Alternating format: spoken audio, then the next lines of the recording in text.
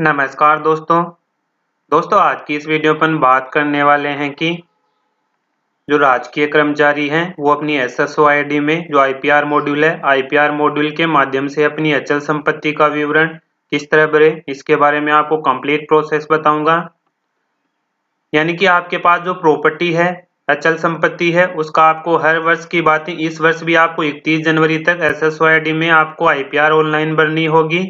तो इस संबंध में देख रहे हैं कि राजस्थान सरकार कार्मिक विभाग द्वारा एक परिपत्र यहाँ पे जारी किया गया है, जिसमें आप यहाँ पे देख रहे हैं कि समस्त राज सेवक द्वारा प्रतिवर्ष 1 जनवरी की स्थिति में अपना अचल संपत्ति विवरण यानी कि आईपीआर इमूवेबल प्रॉपर्टी रिटर्न 31 जनवरी तक भरे जाने का प्रावधान किया गया है और यह परिपत्र जारी किया गया है जिसमें समस्त राज सेवक है यानी कि समस्त कर्मचारी हैं उनको अपनी एसएसओ आईडी में आईपीआर मॉड्यूल से अपनी अचल संपत्ति का विवरण देना है यानी कि आईपीआर ऑनलाइन भरनी है।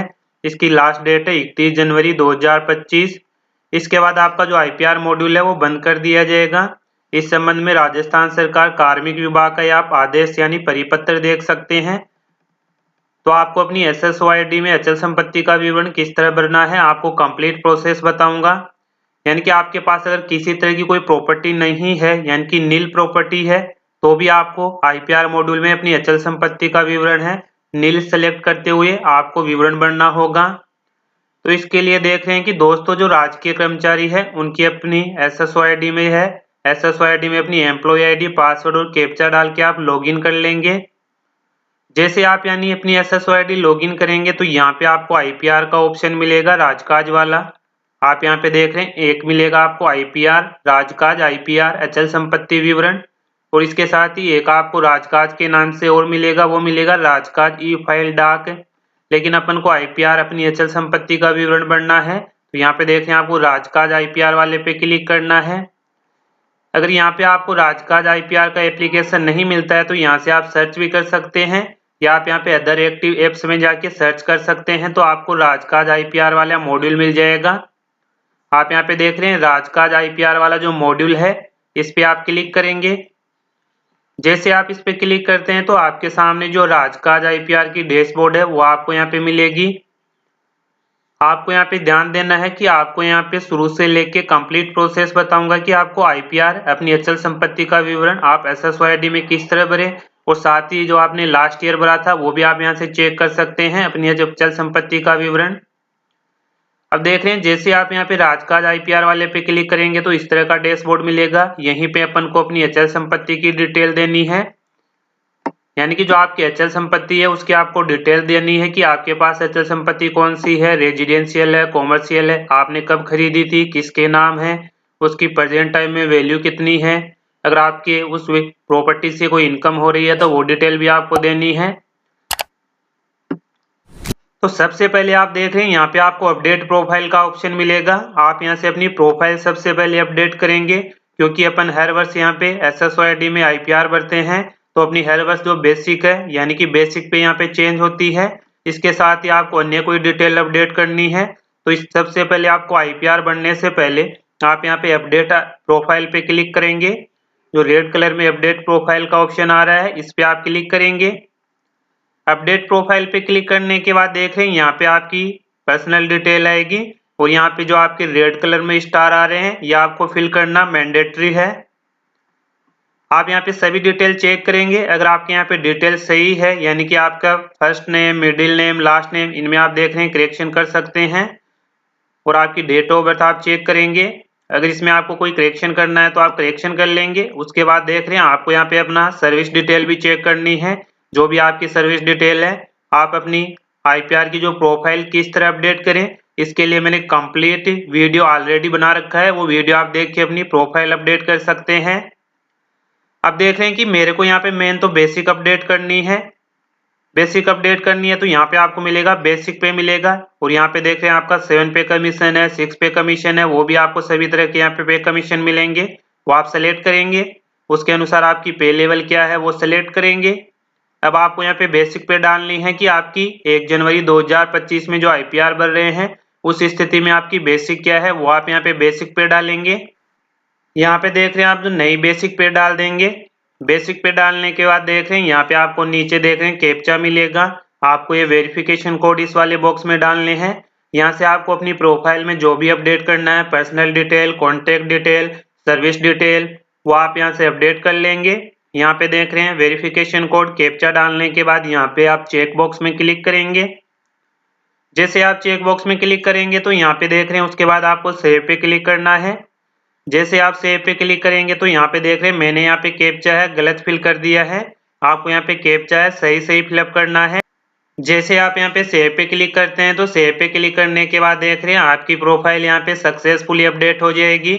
आप यहाँ पे वापस से जाके चेक कर सकते हैं। जैसे आप अपडेट प्रोफाइल पे क्लिक करेंगे और जाके चेक करेंगे तो यहाँ पे देख रहे हैं अपन ने जो बेसिक अपडेट की थी वो बेसिक यहाँ से अपडेट हो चुकी है। तो सबसे पहले आपको ध्यान देना है कि आप अपनी आईपीआर भरेंगे। आईपीआर भरने से पहले सबसे पहले आपको यहाँ पे अपनी प्रोफाइल अपडेट करनी है। जैसे आप प्रोफाइल अपडेट कर लेंगे अब अपन को यहाँ से अपना आईपीआर भरना है। अब अपन को यहाँ पे दो तरह के ऑप्शन मिलेंगे। एक तो मिलेगा मैनेज इमूवेबल प्रॉपर्टी रिटर्न, एक मिलेगा view submitted immovable property return. Manage वाले से तो यहाँ से अपन अपनी आईपीआर भरेंगे और जो view submitted immovable property return है यहाँ से अपन पिछले वर्ष की यानी कि लास्ट ईयर की भरी हुई आईपीआर यहाँ से चेक कर सकते हैं। और साथ ही यहाँ पे आपको ऑप्शन मिलेगा सेलेक्ट फ्रॉम प्रीवियस प्रॉपर्टी। जैसे आप यहाँ पे सेलेक्ट फ्रॉम प्रीवियस प्रॉपर्टी पे क्लिक करेंगे तो यहाँ से अपन ने जो लास्ट ईयर अपनी आईपीआर भरी थी उसको सेलेक्ट करके अपन इस वर्ष भी अपन आईपीआर भर सकते हैं। यानी कि अगर अपने लास्ट ईयर जो अपनी अचल संपत्ति थी वो ही अपने यहाँ पे अचल संपत्ति है, अपनी अचल संपत्ति में किसी तरह का कोई चेंजेस नहीं हुआ है तो यहाँ से आप प्रीवियस प्रॉपर्टी सेलेक्ट करके अपनी आईपीआर भर सकते हैं। अब यहाँ पे अपन अपनी आईपीआर भरेंगे तो यहाँ पे आपको एक ऑप्शन मिलेगा please check to fill IPR with no property return. यानी कि आपके पास किसी तरह की कोई अचल संपत्ति नहीं है, कोई प्रॉपर्टी नहीं है तो यहाँ से आप चेक बॉक्स पे क्लिक करके यहाँ पे आप नील डाल के और साथ ही आप यहाँ पे रिमार्क में अपने अनुसार डाल देंगे और यहाँ से अपनी आप आईपीआर सबमिट कर सकते हैं। या आपको सबमिट करनी है कि आपके पास किसी तरह की कोई प्रॉपर्टी नहीं है तो आपको यहाँ पे चेक बॉक्स पे क्लिक करना है। अब आपको यहाँ पे कंप्लीट डिटेल बताऊंगा कि आप आईपीआर किस तरह भरेंगे। आपके पास प्रॉपर्टी है तो यहाँ पे आपको प्रॉपर्टी की डिटेल देनी है। यहाँ पे आपको प्रॉपर्टी का टाइप सेलेक्ट करना है कि आपके पास प्रॉपर्टी एग्रीकल्चर है, कॉमर्शियल है, रेजिडेंशियल है। यहाँ पे आपको सभी तरह के ऑप्शन मिलेंगे। अगर इनमें आपको कोई ऑप्शन नहीं मिलता है तो यहाँ पे आपको अदर्स का ऑप्शन मिलेगा। तो मेरे केस में रेजिडेंशियल है तो आप यहाँ पे अपने अकॉर्डिंग सेलेक्ट कर लेंगे कि आपकी प्रॉपर्टी का टाइप कौन सा है। उसके बाद यहाँ पे आपको प्रॉपर्टी का सब टाइप सेलेक्ट करना है कि आपकी प्रॉपर्टी बिल्डिंग है, प्लॉट है, अपार्टमेंट है, फ्लैट है, वो आप यहाँ से सेलेक्ट कर लेंगे। उसके बाद नीचे आपको प्रॉपर्टी की डिटेल देनी है कि आपकी प्रॉपर्टी कहाँ पे सिचुएटेड है, यानी कि प्रॉपर्टी की लोकेशन क्या है वो आपको डिटेल देनी है। यहाँ पे आपको देखें एड्रेस मिलेगा कि आपकी प्रॉपर्टी ग्रामीण क्षेत्र में है तो आप यहाँ पे रूरल सेलेक्ट करेंगे, अगर शहरी क्षेत्र में है तो आप यहाँ पे अर्बन सेलेक्ट करेंगे। उसके बाद आप यहाँ पे एड्रेस डालेंगे, आपकी प्रॉपर्टी का एड्रेस डालेंगे। यहाँ से आप कंट्री सेलेक्ट कर लेंगे, स्टेट सेलेक्ट कर लेंगे। यहाँ से आप डिस्ट्रिक्ट सेलेक्ट कर लेंगे कि आपकी प्रॉपर्टी कौन से डिस्ट्रिक्ट में है, वो डिस्ट्रिक्ट आप सेलेक्ट करेंगे। उसके बाद आपको यहाँ पे ब्लॉक मिलेगा, आप यहाँ पे ब्लॉक सेलेक्ट कर लेंगे, आपकी प्रॉपर्टी का ब्लॉक कौन सा है। उसके बाद यहाँ पे आपकी ग्राम पंचायत सेलेक्ट करेंगे। अगर ग्राम पंचायत नहीं आ रही है तो यहाँ पे आप देख रहे हैं ग्राम पंचायत के नेम के सामने यहाँ पे स्टार नहीं आ रहा है तो अगर आप ये नहीं भरेंगे तो भी आपको चल जाएगा। लेकिन जिनके सामने आपको यहाँ पे रेड कलर का स्टार मिल रहा है वो आपको भरना मैंडेटरी है। यहाँ पे आप विलेज सेलेक्ट कर लेंगे। उसके बाद आप पिन कोड डालेंगे, आपकी प्रॉपर्टी जहाँ पे सिचुएटेड है वो प्रॉपर्टी का पिन कोड डालेंगे। उसके बाद देख रहे हैं अपन ने यहाँ पे प्रॉपर्टी की लोकेशन दे दी है कि प्रॉपर्टी कहाँ पे है। उसके बाद अपन को नीचे डिटेल देनी है कि जो प्रॉपर्टी है वो किसके नाम पे है, वो अपन को डिटेल देनी है। अगर प्रॉपर्टी कर्मचारी के खुद के नाम है तो आप यहाँ पे सेल्फ सेलेक्ट करेंगे। अगर प्रॉपर्टी किसी डिपेंडेंट यानी कि मदर, फादर, वाइफ, बेटे बेटी के नाम है तो यहाँ पे आप डिपेंडेंट सेलेक्ट करेंगे। जैसे डिपेंडेंट सेलेक्ट करते हैं तो यहाँ से आप रिलेशन सेलेक्ट करेंगे कि कर्मचारी का उसके साथ क्या रिलेशन है। जैसे कि कर्मचारी के डॉटर के नाम प्रॉपर्टी है तो आप यहाँ डॉटर सेलेक्ट करेंगे। उसके बाद आप यहाँ पे डॉटर का नेम डालेंगे, डॉटर के मोबाइल नंबर आप डालेंगे। इसी तरह किसी अन्य के पास है मदर, फादर, वाइफ है तो आप यहाँ से अपने अकॉर्डिंग सेलेक्ट कर लेंगे। अगर प्रॉपर्टी ज्वाइंट में है तो आप यहाँ पे ज्वाइंट पे क्लिक करके सेलेक्ट करेंगे और यहाँ पे ज्वाइंट का देख रहे हैं रिलेशन आपको सेलेक्ट करना पड़ेगा। फिर आप नेम और कॉन्टेक्ट नेम डाल के यहाँ से ऐड कर सकते हैं। उसके बाद देख रहे हैं अगर आपकी प्रॉपर्टी खुद के नाम है तो सेल्फ सेलेक्ट कर लेंगे। उसके बाद नीचे आपको डिटेल मिलेगी कि जो आपकी प्रॉपर्टी है, आपने प्रॉपर्टी परचेज की है या आपकी पैतृक संपत्ति है या आपको किसी ने गिफ्ट में दी है, वो डिटेल आपको देनी है। ऊपर अपन ने प्रॉपर्टी की लोकेशन डाल दी है, प्रॉपर्टी किसके नेम है वो अपन ने डिटेल दे दी है। अब अपन को यहाँ पे मिलेगा कि प्रॉपर्टी अपन ने खरीदी है, लोन से ली है, अपन को गिफ्ट में मिली है, वो डिटेल अपन को देनी है। तो यहाँ पे आपको मिलेगा मैनर एक्वायर्ड, यहाँ से आप सेलेक्ट करेंगे। यहाँ पे आपको ऑप्शन मिलेगा परचेज, अगर आपने प्रॉपर्टी परचेज की है तो परचेज वाला सेलेक्ट करेंगे। जैसे आप परचेज वाला सेलेक्ट करते हैं तो यहाँ पे आपको सब मैनर एक्वायर्ड भी सिलेक्ट करना है कि आपने प्रॉपर्टी खरीदी है तो लोन से ली है, सेविंग से ली है या आपको फैमिली मेंबर ने आपको सपोर्ट किया है। अगर आप यहाँ पे देख रहे हैं जैसे कि आपको पैतृक संपत्ति है उसके अनुसार आप सेलेक्ट करते हैं तो यहाँ पे आपको सब मैनर एक्वायर्ड उसके अनुसार अलग ऑप्शन मिलेगा, तो यहाँ से आप सेलेक्ट कर लेंगे अपने अकॉर्डिंग। उसके बाद आपको डेट देनी है कि कौन सी डेट में आपने प्रॉपर्टी ली है, कैलेंडर बॉक्स में से आप डेट सेलेक्ट कर लेंगे। उसके बाद आपको मिलेगा कि जो आपकी प्रॉपर्टी है detail of person organisation from home property was acquired, यानी कि आपने जिनसे प्रॉपर्टी ली है या जिनसे एक्वायर्ड की है उनका नेम आप यहाँ पे डालेंगे, उनके कॉन्टेक्ट नंबर डालेंगे, यहाँ पे एड्रेस डालेंगे। यहाँ पे देख रहे हैं कि आपने जिनसे प्रॉपर्टी खरीदी है या आपने एक्वायर्ड की है उनका आपको यहाँ पे नेम डालना कंपलसरी है। कॉन्टेक्ट नंबर और एड्रेस आप नहीं डालेंगे तो भी आपके यहाँ पे आईपीआर सबमिट हो जाएगी। अब अपन ने यहाँ पे प्रॉपर्टी यानी कि खरीदी है वो डिटेल भी दे दी है। उसके बाद जैसे ही नीचे अपन यहाँ पे जाएंगे तो नीचे अपन को अब ऑप्शन देना है कि अपने जो प्रॉपर्टी है उसकी वैल्यू क्या है, और साथ ही प्रॉपर्टी से अगर अपन को वार्षिक इनकम हो रही है तो वो डिटेल भी अपन को देनी है। अब यहाँ पे मिलेगा प्रेजेंट वैल्यू ऑफ प्रॉपर्टी, यानी कि वर्तमान समय में जो अपनी प्रॉपर्टी है उसकी वैल्यू क्या है वो आप अमाउंट यहाँ पे डालेंगे। उसके बाद आपको मिलेगा एनुअल इनकम फ्रॉम प्रॉपर्टी, अगर आपकी प्रॉपर्टी से आपको एनुअल इनकम होती है, जैसे कि आपने अपनी प्रॉपर्टी किराए पे दे रखी है, आपने एग्रीकल्चर कर रखे हैं, उसके अनुसार आपको इनकम होती है, तो आप यहाँ पे यस पे क्लिक करेंगे। जैसे आप यहाँ पे यस पे क्लिक करते हैं तो आपके जो इनकम होती है वार्षिक उस प्रॉपर्टी से वो कितनी होती है, जैसे कि 5,000 होती है, 15,000 होती है वार्षिक इनकम, तो आप यहाँ पे वो अमाउंट डालेंगे। अगर आपकी अपनी प्रॉपर्टी से किसी तरह की कोई इनकम नहीं होती है तो आप यहाँ पे नो पे क्लिक करेंगे। जैसे आप नो पे क्लिक करेंगे तो यहाँ पे इनकम वाला ऑप्शन ऑटोमेटिकली यहाँ से हट जाएगा। अब देख रहे हैं रिमार्क में आप यहाँ पे जो भी अपने अनुसार डालना चाहिए वो डाल सकते हैं।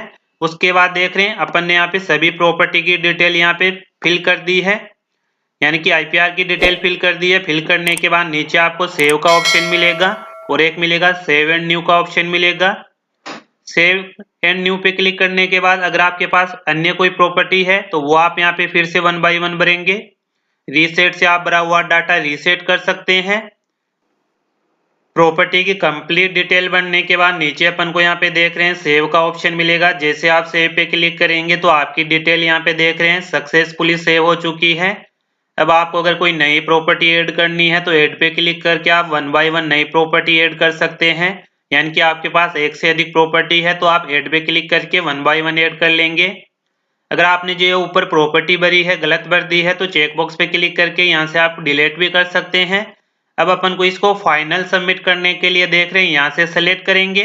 सेलेक्ट करने के बाद जैसे अपन सबमिट आईपीआर पे क्लिक करेंगे, जैसे सबमिट आईपीआर पे क्लिक करेंगे तो आपने सामने देख रहे हैं भरी हुई प्रॉपर्टी आईपीआर का इस तरह का अपन को पीडीएफ फाइल मिलेगी। यहाँ से अपन को अपनी बेसिक डिटेल चेक करनी है। यहाँ पे अपन को अपनी बेसिक पे मिलेगी, डेट ऑफ बर्थ मिलेगी, अपना डिपार्टमेंट मिलेगा, सभी डिटेल चेक करेंगे। अगर आपके ये सही नहीं आ रहा है तो जो मैंने आपको ऑप्शन बताया था अपडेट प्रोफाइल, वहां से आप अपडेट करके फिर से अपनी आईपीआर भरेंगे। और जैसे आप नीचे जाएंगे तो आपकी प्रॉपर्टी की डिटेल आपको मिलेगी और देख रहे हैं यहाँ पे आप वेरीफाई एंड सबमिट पे क्लिक करके आप इसे फाइनल सबमिट कर देंगे। तो इस तरह आपको अपनी जो इमूवेबल प्रॉपर्टी रिटर्न है वो कंप्लीट डिटेल मैंने आपको बता दी है कि किस तरह आप अपनी आईपीआर यानी कि प्रॉपर्टी भरेंगे। अपनी एसएसओ आईडी में आईपीआर का जो मॉड्यूल दिया हुआ है वहां से आप अपनी आईपीआर भर लेंगे। कंप्लीट डिटेल मैंने आपको बता दी है। फिर भी आपको अपनी एसएसओ आईडी में अचल संपत्ति विवरण का IPR मॉड्यूल से भरने में किसी तरह की कोई समस्या आती है तो आप कमेंट बॉक्स में कमेंट जरूर करें। तो दोस्तों आज की इस वीडियो में यही अपडेट थी कि आप अपनी SSOID में IPR किस तरह भरें।